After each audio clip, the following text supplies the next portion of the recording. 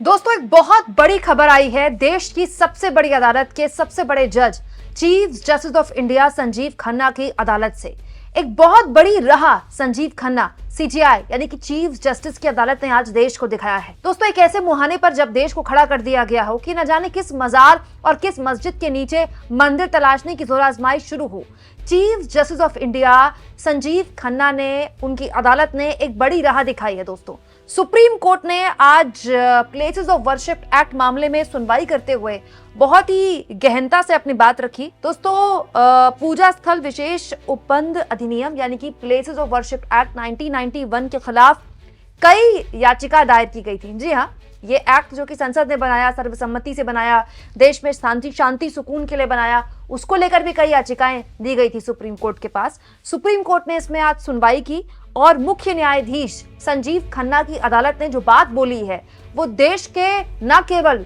हिंदू मुसलमान पॉलिटिक्स करने वाले लोगों बल्कि देश के हुक्मरानों के कान तक गूंजनी चाहिए। दोस्तों, सीजीआई संजीव खन्ना ने साफ तौर पर कहा कि इस मामले में अगली सुनवाई तक, जब तक कोर्ट अगली सुनवाई नहीं करता तब तक देश में किसी भी मंदिर मस्जिद मामले में कोई भी याचिका दायर नहीं की जा सकती। यानी जो एडवेंचर देश में निचली अदालतों द्वारा किया जा रहा था, जो कि संभल में हुआ, जो कि अजमेर शरीफ की दरगाह में हुआ, फिलहाल के लिए सीजीआई संजीव खन्ना ने उस पर रोक लगा दी है, कहते हुए कि जब तक उनकी अदालत इस तरह के मामले में दोबारा सुनवाई नहीं करती तब तक देश की किसी भी अदालत में ऐसे किसी मामले की याचिका दायर नहीं की जा सकती। मतलब याचिका ही दायर नहीं होगी तो सुनवाई कैसे होगी, सुनवाई ही नहीं होगी तो सर्वे कैसे होगा, और अगर सर्वे ही नहीं हुआ तो संभल जैसे मामले होंगे ही नहीं। दोस्तों, इस पूरे के पूरे मसले में सुनवाई करते हुए सीजीआई ने साफ तौर पर कहा, हम एक बात स्पष्ट करना चाहते हैं कि अगली सुनवाई तक कोई नई याचिका दायर नहीं होगी देश के किसी भी हिस्से में। इसके अलावा दोस्तों, अदालत ने सभी पक्षकारों से कहा है कि अपने तर्क पूरी तैयारी के साथ रखें अगली सुनवाई में और तेजी से इसको निपटाया जा सकता है। मैं आपको याद दिला दूं दोस्तों, 1991 में प्लेसेस ऑफ वर्शिप एक्ट बनाया गया था, संसद में सबकी सहमति के बाद बनाया गया था, इस डर से दोस्तों कि राम मंदिर आंदोलन के दौरान जिस तरह से देश में सांप्रदायिक हिंसा की आग लगी, वो आग दोबारा ना लगे। दोस्तों, राम जन्मभूमि बाबरी मस्जिद विवाद को इससे अलग कर दिया गया, लेकिन संसद में सबने बैठकर यह तय किया कि उसके अलावा 15 अगस्त 1947 के दिन जो मंदिर जहां है और जो मस्जिद जहां है वहां पर उसकी यथास्थिति मानी जाएगी, कोई नई खुदाई नहीं की जाएगी। लेकिन हमारे देश में एक नई खुदाई अभियान शुरू हो गया है। जानते ही आजकल आजकल खुदाई करने में सबको बहुत इंटरेस्ट आ रहा है। संभल में ये खुदाई वाला एडवेंचर इतना भारी पड़ा कि 4 लोगों की जान चली गई। अब भी वहां पर तनाव है, हालांकि प्रशासन कहता है कि हालात ठीक है, लेकिन दोस्तों इस तरह का तनाव जो इलाके में हिंदू मुस्लिम सौहार्द होता है उसको बुनियादी तौर पर हिलाकर रख देता है। हालत यह है दोस्तों कि खुद प्रशासन ने कह दिया कि 10 तारीख तक वहां कोई राजनीतिक दल दौरा नहीं कर सकता। मतलब राहुल गांधी, प्रियंका गांधी, अखिलेश यादव वहां जाना चाहते थे, लेकिन प्रशासन ने रोक लगा दी क्योंकि प्रशासन ये मानता है कि 10 तारीख तक वहां जाने की स्थिति भी नहीं थी। लेकिन कुल जमा बात यह है कि सुप्रीम कोर्ट ने आज साफ कर दिया कि 4 हफ्ते के अंदर तमाम इस मामले में दोबारा सुनवाई होगी और 4 हफ्ते तक देश के किसी भी हिस्से में कोई नई याचिका किसी भी मंदिर या मजार को लेकर नहीं दायर की जाएगी। यहाँ एक और चीज मैं आपको बताना चाहती हूँ दोस्तों, सुप्रीम कोर्ट की तरफ से केंद्र सरकार को भी इस पूरे मामले में नोटिस दिया गया है। देखिए, सुनवाई के दौरान क्या क्या तर्क किस किस ने रखे, सब कुछ आज तक ने इस खबर में छापा है। केंद्र सरकार का पक्ष ये था, केंद्र सरकार ने कहा, सॉलिसिटर जनरल तुषार मेहता के जरिए केंद्र सरकार ने कहा कि सरकार हलफनामा दाखिल करेगी। सीजीआई ने सरकार को निर्देश दिया है कि वो अपना जवाब दाखिल करे और उसकी प्रति याचिकाकर्ताओं को दे, जो उसकी कॉपी है वो याचिकाकर्ताओं को दे।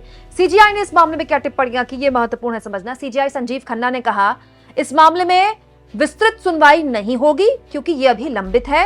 उन्होंने ये भी कहा कि इस मामले से संबंधित कोई नया सूट दाखिल नहीं होगा, कोई नई याचिका दाखिल नहीं होगी, किसी नए मजार, किसी नई मस्जिद के अंदर खुदाई अभियान शुरू नहीं होगा। सीजीआई ने कहा कि कई सवाल उठाए गए हैं जिन पर अदालत सुनवाई करेगा। याचिकाकर्ताओं ने इस पूरे मामले में दलील दी। दोस्तों, याचिकाकर्ताओं ने अदालत में कुल 10 सूट दाखिल किए हुए हैं और आगे इस पूरे के पूरे मामले में सुनवाई इस पर होनी है। लेकिन अभी इस पूरे के पूरे मामले में जाहिर तौर पर मुस्लिम पक्ष की भी दलील सुनी गई। मुस्लिम पक्ष ने दलील दी कि देश भर में 10 स्थानों पर 18 सूट दाखिल किए गए हैं। मतलब 18 ऐसी जगहें हैं जहां पर मस्जिदों या मजारों में अलग अलग सूट दाखिल किए गए हैं खुदाई अभियान के, क्योंकि वहां लोग चाहते हैं कि सर्वे हो, अलग अलग संगठन, अलग अलग लोग चाहते हैं कि सर्वे हो और पता चले कि अंदर क्या है, कोई मंदिर है क्या, कोई हिंदुओं का पूजा स्थल है क्या। दोस्तों, मुस्लिम पक्ष ने यह भी कहा कि प्लेसेस ऑफ वर्शिप एक्ट के तहत जो पूरा पालन होना चाहिए देश में, वो पालन क्यों नहीं हो रहा है। अब सुप्रीम कोर्ट ने साफ तौर पर कर दिया है केंद्र सरकार से कि आपको इस पूरे मामले में अपना पक्ष रखना होगा। केंद्र सरकार को भी अब इस पूरे मामले में एक तरह से सुप्रीम कोर्ट ने, आप कह सकते हैं, पार्टी बना दिया। ये सबसे इंपॉर्टेंट है इस पूरे मामले में। दोस्तों, केंद्र सरकार मूक दर्शक बनी हुई थी।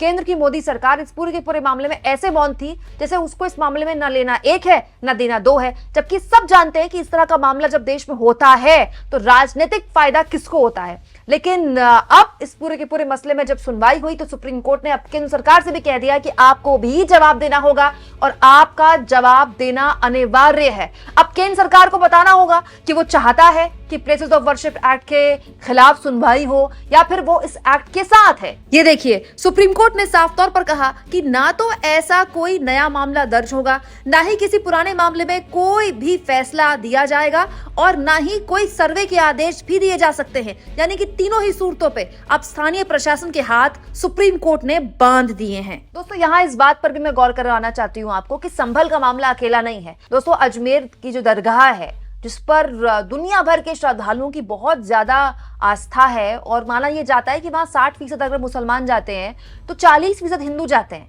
और वहां जहां 80 देशों के आसपास ऐसे लोग हैं दुनिया भर के जो वहां आते हैं, दर्शन के लिए आते हैं, अपनी प्रार्थना लेकर आते हैं, चादर चढ़ाने आते हैं। खुद मोदी जी ने भी वहां चादर चढ़ाई हुई है। वो जो याचिका उसको लेकर जब गई थी, उसको लेकर जब कोर्ट ने, स्थानीय कोर्ट ने उस मामले में एक्सेप्ट कर ली याचिका और सुनवाई के लिए एक्सेप्टेंस हुई उस याचिका की, तब से इस मामले को लेकर और सवाल खड़े होने शुरू हो गए कि ऐसे फिर हम देश को किस हालात में ले जाएंगे जब हर मंदिर और हर मस्जिद में खुदाई की जाएगी। तो अब महत्वपूर्ण यह है दोस्तों कि देश में अब जो यथास्थिति पहले थी वही यथास्थिति रहेगी 4 हफ्तों तक। 4 हफ्ते के बाद इस पूरे मामले में कोर्ट फिर से सुनवाई करेगा, सबका पक्ष सुना जाएगा। कोर्ट ने साफ तौर पर कहा है, सीजीआई ने साफ तौर पर कहा है कि सबको उनका पक्ष रखने का मौका मिलेगा, चाहे वो मुस्लिम पक्षकार हो या इस मामले में दूसरे याचिकाकर्ता हो। यहाँ इस बात पर भी गौर किया जाए दोस्तों कि ये बेहद ऐतिहासिक दिन है आज, क्योंकि कोर्ट्स की तरफ से ही इस तरह की मामले आ रहे थे। संभल की अदालत में जिस तरह से जिस दिन याचिका एक्सेप्ट हुई उसी दिन सर्वे के आदेश दे दिए गए और उसी दिन सर्वे की टीम भी पहुंच गई। फिर दोबारा सर्वे हुआ और दोबारा जब सर्वे हुआ तब वहां पर माहौल खराब हुआ।